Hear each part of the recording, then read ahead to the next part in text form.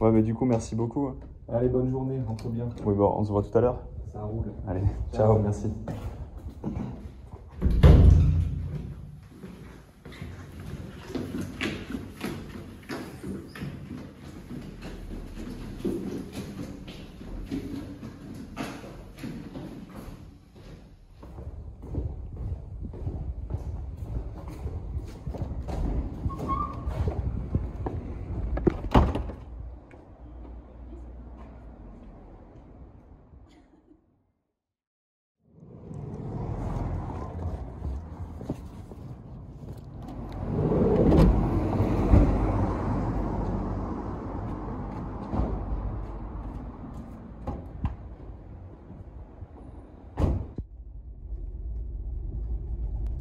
Ce semestre, j'ai pas d'appartement sur Bordeaux. En fait, tous mes cours que j'ai choisis sont rassemblés sur les 3 premiers jours de la semaine, c'est-à-dire lundi, mardi et mercredi. Du coup, j'ai pas besoin de rester à Bordeaux plus que 2 nuits, lundi et mardi soir. Du coup, ce que je fais depuis le début de l'année, c'est que je dors un coup chez un copain, un coup chez un autre, et puis je me débrouille comme ça. Ce qui est cool, c'est que ça te permet de voir les potes un peu aussi, mais le problème, c'est que à la longue, quand tu passes du temps chez eux, tu te rends compte que t'es un peu gênant ou c'est un peu limitant parce que t'es pas libre de faire ce que tu veux, eux non plus. Forcément, tu fais les choses en fonction d'eux et eux en fonction de toi. Donc, t'es jamais vraiment tranquille pour travailler, quoi. Ce que j'ai fait pour pallier à ça, en gros, c'est que j'ai pris des Airbnb juste pour avoir un espace tranquille pour travailler et ne pas déranger. Il faut savoir qu'il y a certaines écoles d'archi où l'école est ouverte 24 heures sur 24, donc tu peux venir pour travailler toute la journée, voire toute la nuit, et donc t'es pas vraiment limité. Mais chez nous, c'est pas le cas. Les ateliers, ils ferment les derniers ateliers vers 20h30, et après, normalement, tu rentres à la maison et tu travailles chez toi, quoi.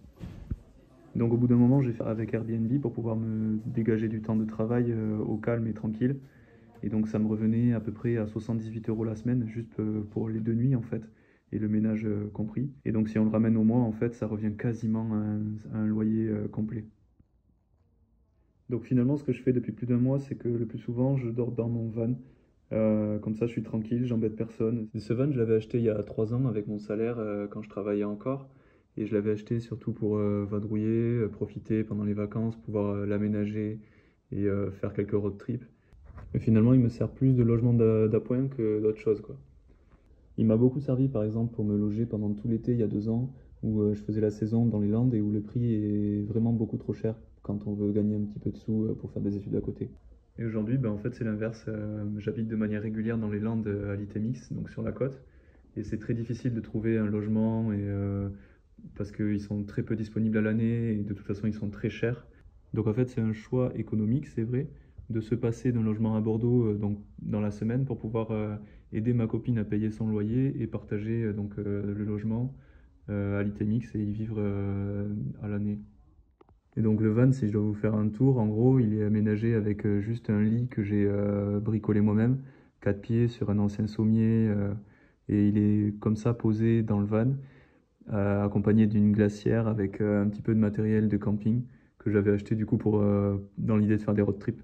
Le problème, c'est que la glacière, par exemple, si je veux l'utiliser, il faut forcément rouler parce que sinon elle va me bouffer la batterie.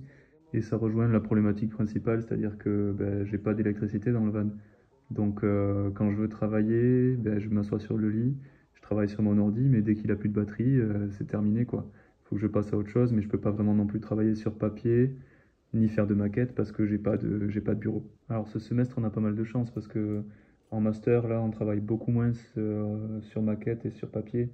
On peut se passer un petit peu de ces médiums-là, mais bon, l'ordinateur, c'est parfois aussi très limitant quand on veut réfléchir rapidement. On a besoin de papier, on a besoin d'écrire. Et moi, j'ai pas le support pour, quoi. Je peux pas m'installer sur un bureau et travailler pendant des heures.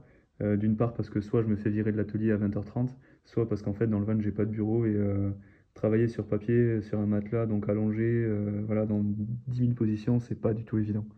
Donc là, je pense de plus en plus à l'aménager un peu mieux.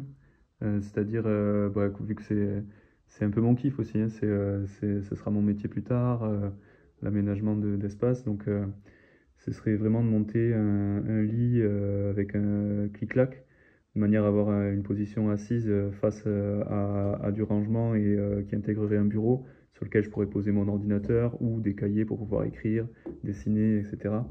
Et donc ça, c'est vraiment le projet que j'ai en ce moment, en plus de investir dans une batterie qui coûte quand même à peu près le prix d'un loyer, mais bon, au moins elle sera à moi, et comme ça, j'aurai de quoi être indépendant pendant plusieurs heures, voire au moins, il faudrait qu'elle tienne 24 heures ou 48 heures pour être tranquille, sans avoir à tout le temps réfléchir à comment je vais faire pour la recharger, quoi.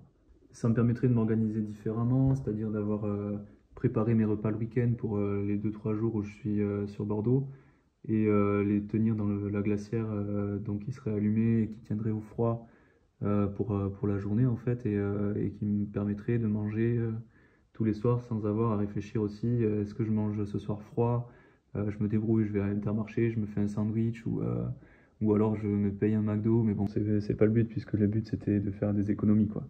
Après, je pense que je suis pas à plaindre, je pense que c'est en premier lieu par choix aussi que je fonctionne comme ça, parce que je préfère passer du temps à la campagne, où ben, j'ai pu du coup m'inscrire au club de rugby, passer un petit peu, voilà, le mercredi soir de temps en temps je vais à l'entraînement, sinon j'y vais au minimum tous les vendredis, et il y a match le dimanche, et ma semaine elle est rythmée différemment que si j'habitais à Bordeaux la plupart du temps et que j'y allais seulement le week-end.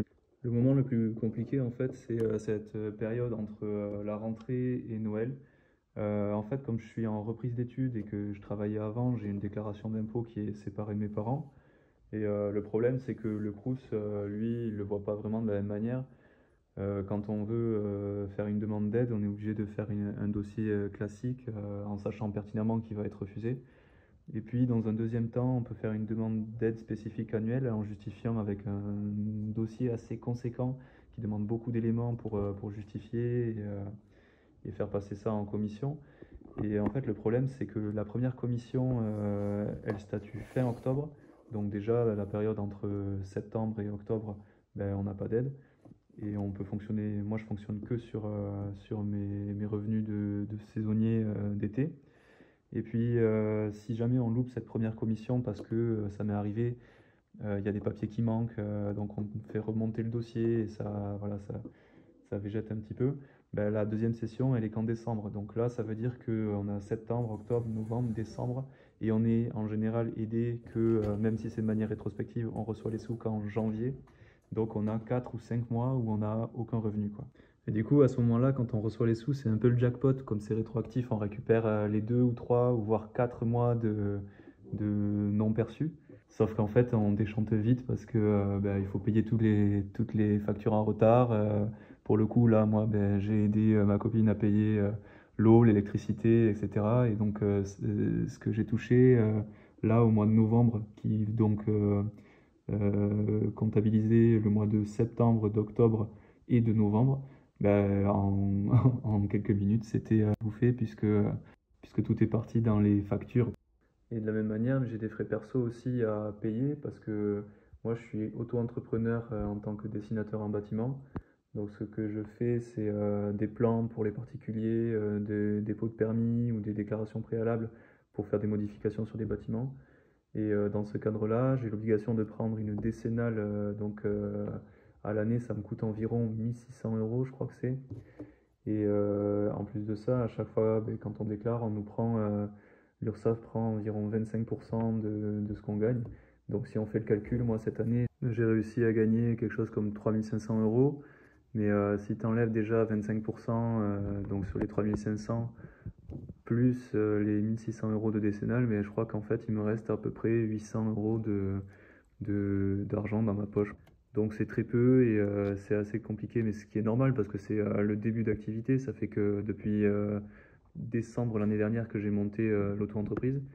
Et donc ça c'est cool parce que ça me permet de me frotter un petit peu vraiment au monde professionnel, ce qu'on fait pas forcément, moi je trouve en tout cas d'une manière idéale à l'école d'architecture, puisque il faut attendre la fin du Master 1 pour avoir un vrai stage de plus d'un mois en fait en entreprise, où on va vraiment être confronté à des clients et au monde professionnel. C'est ça aussi qui peut avoir posé problème quand je faisais mes dossiers, c'est que en fait c'était compliqué de justifier avec une auto-entreprise les revenus minimums qui sont demandés dans les dossiers de demande d'aide spécifique, donc par le Crous. Ils demandent un salaire annuel minimum de 4000 euros.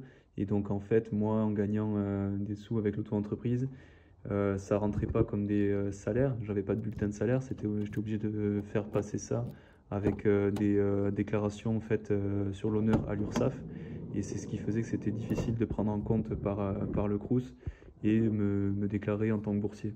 L'autre problématique que ça crée, qui est une petite injustice pour moi, c'est que le fait qu'on ne soit pas déclaré boursier tout de suite en septembre, les boursiers qui le sont, ils ont droit au repas à 1 euro aux rues, et nous, on y mange et on paye tarif plein jusqu'à ce qu'on soit déclaré boursier. Et ça, c'est pas rétroactif en fait.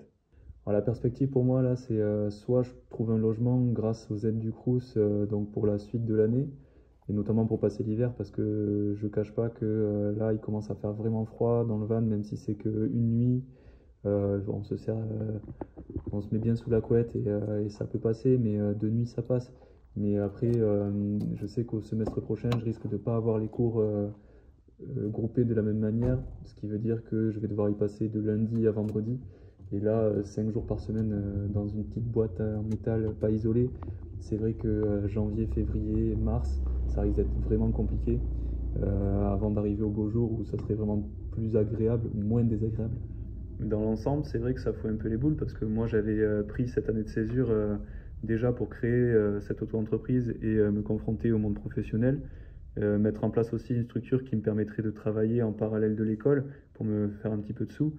Et puis au final, on se rend vite compte que malgré cette structure, malgré le fait qu'en parallèle de cette construction structure, j'ai travaillé en intérim pendant tout l'hiver sur des chantiers de BTP, à faire de la voirie, pour créer des réseaux pour un camping, et qu'en plus j'ai passé tout mon été à travailler de nuit pour la grande distribution, c'est pas suffisant parce qu'on n'arrive quand même pas, malgré tout ça, à poursuivre nos études en toute sérénité. Mais tout ça, c'est pas sans me rappeler une phrase que j'ai entendue de la bouche de mes grands-parents qui m'ont dit un jour que eux, de leur temps, après le boulot, ils entamaient une deuxième journée de travail au champ sur l'exploitation familiale pour pouvoir se payer leur propre maison. Moi, c'est un peu pareil, sauf que c'est pour payer mes études.